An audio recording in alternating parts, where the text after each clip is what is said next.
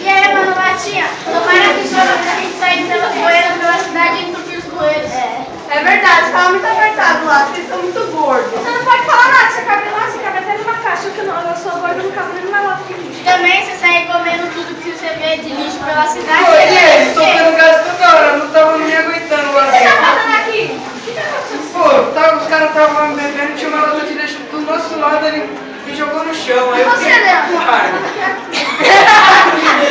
Ele não tá na casa. Comigo eu fiquei muito triste, mas só porque eu fiquei careca, o meu dono me jogou fora. Pô, sacanagem.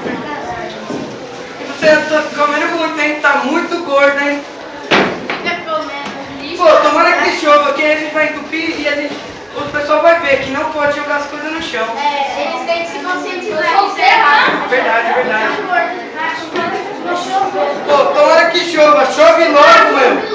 Tem que chover pra gente ir lá no Eu acho que vai chover. Eu também tô Vai achando. Vai chover!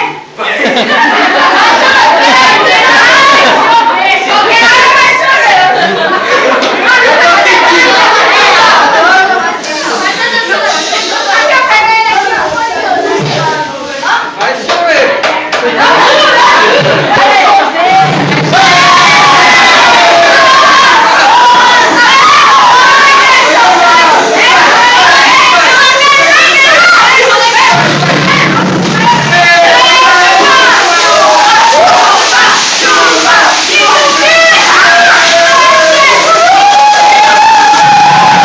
Ficou de fora aí, Nico.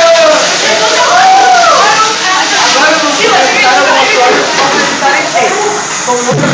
Abaixa aí. Vou sem materiais. Depois de reformar o conjunto da casa, jogar os materiais utilizados em locais adequados. Não construir casas perto de córregos.